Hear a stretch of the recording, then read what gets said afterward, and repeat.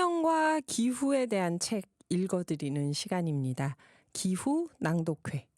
오늘은 이송희일 작가님 기후위기 시대에 춤을 추어라 이 책을 소개하고 한 대목을 읽어보려고 하는데요. 이송희일 작가님은 많은 분이 잘 알고 계신 것처럼 영화 감독님이시잖아요. 작년 여름 가을에 오늘의 기후에 작가로 출연하셔서 이 기후위기 시대에 춤을 추어라 이 책과 관련된 다양한 이야기 들려주셨는데요.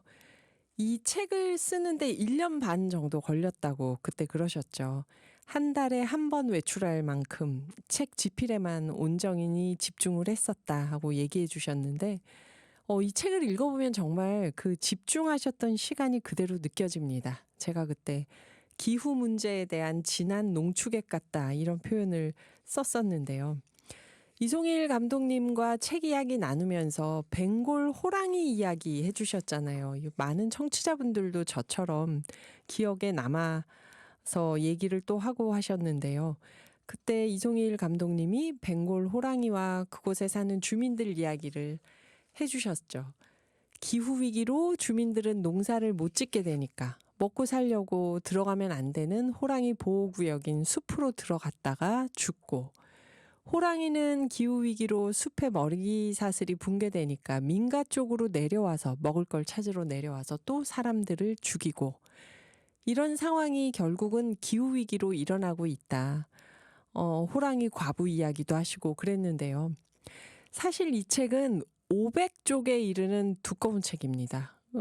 읽기가 그렇게 쉽고 만만한 책은 아니에요. 그런데 막상 읽기 시작하면 아마도 대부분의 독자들이 중간에 끊지 않고 술술 넘어갈 거예요. 책장이. 정말 생생하고 재미있게 읽을 수 있게끔 쓰기도 하셨고, 여기에서 소개한 기후위기의 여러 사례들이 우리가 읽으면서 깜짝 놀랄 만한 이야기들이 많아서 또 읽기 시작하면 손에서 내려놓기가 어렵더라고요. 누군가는 이 책을 두고 재밌게 읽히는 기후위기 세계사 이렇게 표현했는데요. 기후위기에 따른 자연변화, 또 인간이 거기에 원인을 제공했으면서 그 피해를 받고 또 대책을 세워야 하는데, 이런 기후위기에 따른 자연변화가 우리 사회 환경, 사회 구조와 함께 어떻게 나타나는지를 정말 기후위기 세계사라고 표현할 만큼 정말 복합적이고 입체적으로 설명을 해줍니다. 자, 이제부터 기후 문제에 대한 농축액, 재미있게 읽히는 기후위기 세계사, 기후위기 시대의 춤을 추어라의 한 대목을 낭독해 보겠습니다.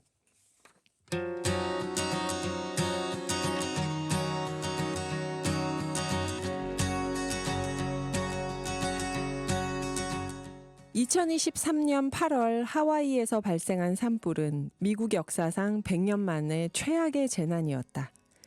하와이 역사에서는 비슷한 규모를 찾기 힘든 초유의 참사였다.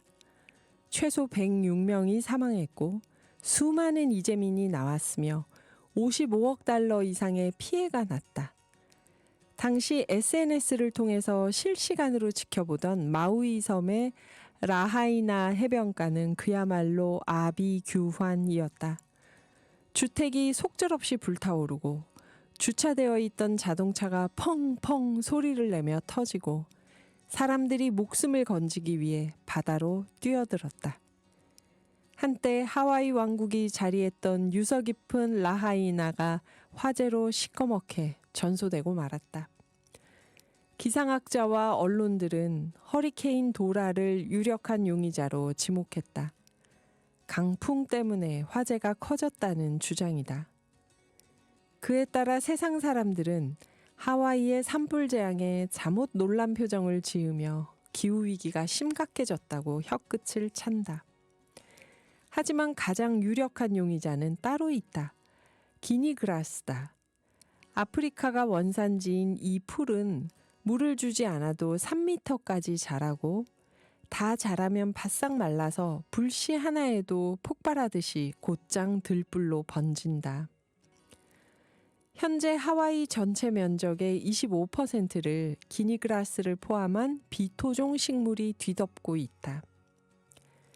가장 피해가 컸던 마우이 섬의 라하이나는 기니그라스가 더 많이 분포되어 있었다. 특이하게 이 침입종은 공기 중에 이산화탄소가 증가할수록 더 빨리 자라는 특성이 있는 터라 기후온난화 때문에 맹렬히 증가하며 마우이 섬을 잠식하고 있었다. 도대체 왜 아프리카 식물이 습한 열대섬 마우이에 자라는 걸까? 기니그라스를 마우이에 가져온 것은 누구였을까? 범인은 미국인이다. 하와이는 종전에는 스페인과 유럽의 식민지였다가 19세기에 미국 식민지가 되었다. 백인 정착민들은 곧바로 하와이에 설탕 플랜테이션을 구축하고 대규모 목축지대를 만들기 시작했다. 기니그라스는 소의 식량 중 하나였다. 동물을 먹이기 위해 아프리카 들풀을 들여온 것이었다. 대신에 가축 방목, 사탕수수 플랜테이션, 대규모 자본주의적 농업을 위해 토착 식물들을 닥치는 대로 제거했다. 그 덕에 습기가 많아 불의 저항력을 가진 내화성 토착 식물이 점차 사라지고 가연성이 높은 침입종이 계속 늘어났다. 그리고 1990년대 이후 사탕수수 플랜테이션이 쇠퇴하고 농장이 그대로 방치되면서 침입종이 무성하게 자라서 하와이 경관을 완전히 변모시켰다. 언제든 불씨만 떨어지면 대형 화재가 날 조건이 형성된 것이다. 환경운동가이자 하와이 전 국회의원인 카니엘라 잉의 말처럼 마우이는 열대섬이다. 산불이 나면 안 되는 곳이었다. 그녀에 따르면 산불은 식민지 탐욕 때문에 발생한 것이다. 하와이 선주민들은 조상 대대로 물을 숭배해 왔다. 라하이나가 하와이 왕국이 될 수 있었던 것도 이 지역에 물이 풍부했기 때문이다. 실제로 라하이나의 중심지 와이네는 습지였다.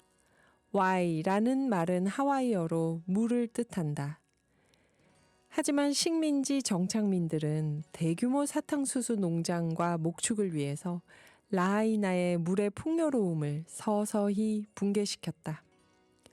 플랜테이션 시대가 끝난 뒤에는 백인 농장주의 후예들이 하와이를 관광지로 개발하기 시작했는데 골프장과 호텔을 짓느라 부동산 자본과 투기꾼들이 라하이나 지역의 물을 사유화하고 독점적으로 비축했다.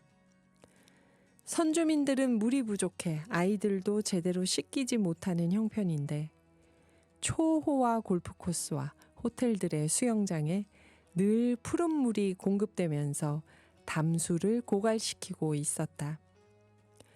그 덕에 한때 물의 전설을 머금고 있던 라하이나는 애초에 습지였던 그 지역은 2세기 동안 바싹 건조해지고 말았다.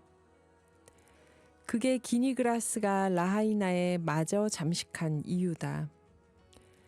한국을 포함한 부유한 나라의 관광객들이 낙원인 양 아름다운 섬으로 묘사하면서 유흥을 즐기는 하와이는 실제로 그 내부에선 정착민 식민주의 세력과 선주민들이 관광지 개발 때문에 점점 부족해지는 물 자원을 놓고 오랫동안 격렬하게 갈등을 빚어왔다. 그리고 그것이 2023년 8월 소방관들이 불을 끄기 위해 호스를 열었을 때 소화전이 바싹 말라 있었던 이유다. 강풍 때문에 헬기가 제대로 뜨지 못해 바닷물을 공급할 수 없던 상황인데 담수가 말라버렸으니 피해가 더 극심해질 수밖에 없었다.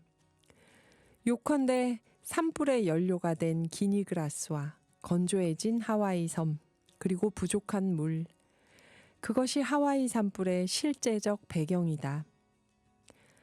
과연 재앙적인 하와이 산불의 원인은 무엇인가? 허리케인 도라의 파괴적인 강풍인가? 아니면 지구기온 상승인가? 자명하게도 이 산불은 하와이의 생태 경관을 변모시킨 식민주의와 자본주의의 경로를 따라 불타올랐다. 아이나와 Y, 아이나 그리고 Y, 즉 땅과 물을 지키며 조상 대대로 소규모 농사를 짓고 생태 친화적으로 살아왔던 하와이 선주민들로부터 땅과 물을 빼앗고 하와이의 토착 생태계를 붕괴시키며 플랜테이션과 관광지 개발로 이윤을 축적하던 200년 동안의 자본주의 궤적과 산불의 궤적은 놀라울이 많지 정확히 일치한다.